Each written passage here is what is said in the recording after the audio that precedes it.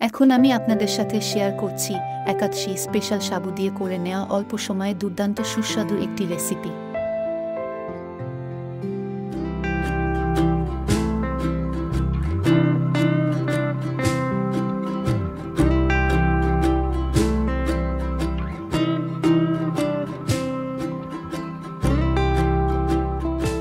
রেসিপিটা শেয়ার করার জন্য 2 চামচ ঘি নিয়েছি।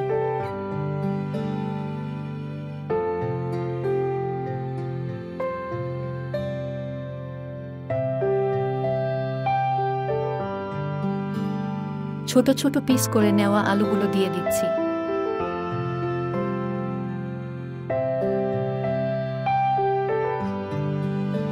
মিডিয়াম লো আঁচে রেখে খুব ভালো করে ভেজে নিচ্ছি।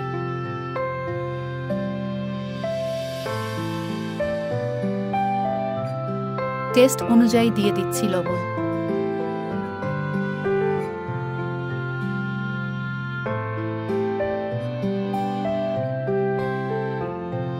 লবণ দিয়ে বেশ অনেকটা টাইম ভেজে নেওয়ার পর বেশ অনেকটাই ধুয়ে ভিজিয়ে রাখা সাবুগুলো ঝরিয়ে রেখেছিলাম দিয়ে দিচ্ছি।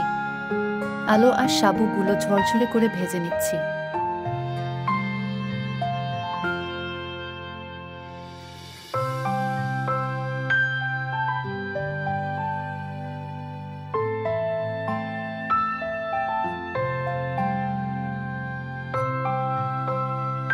বেশ অনেকটা টাইম ঝরঝরে করে ভেজে নেওয়ার পর দিয়ে দিচ্ছি জল।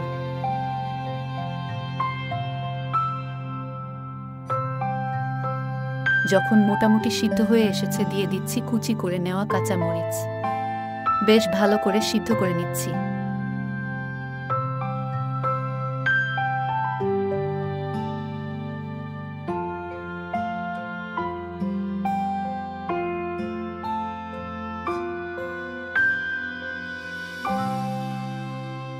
ঘি দিয়ে ভর্তা বাটটা ঠিক আমরা যেভাবে রান্না করিনি ঠিক একই রকমভাবে সাবু দিয়ে রান্না করে নিচ্ছি। এই খাবারটা খেতে কিন্তু খুবই ভালো লাগে। অল্প সময়ে অল্প উপকরণ দিয়ে করে নিলেও এই খাবারটা কিন্তু খেতে খুবই ভালো হয়। জল শুকিয়ে যখন ঠিক এরকম ঝরঝরে হয়ে এসেছে তখন আমরা চুলাটা বন্ধ করে নেব। শুধুমাত্র সাবু, আলু, ঘি আর কাঁচা মরিচ দিয়ে করে নেওয়া এই খাবারটা কিন্তু খেতে খুবই সুস্বাদু হয়। একবার হলেও একাদশীতে এই রান্নাটা করে দেখবেন।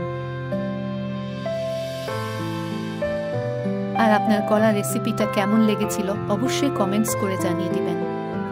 ভিন্ন ভিন্ন ধরনের সুস্বাদু নিরামিষ রেসিপি, একাদশীর রেসিপি, জন্মাষ্টমী, রাধা অষ্টমী থেকে শুরু করে ভিন্ন ভিন্ন পূজার প্রসাদের রেসিপিগুলো পাওয়ার জন্য আমাদের চ্যানেলটি সাবস্ক্রাইব করে আমাদের চ্যানেলের সাথেই থাকবেন।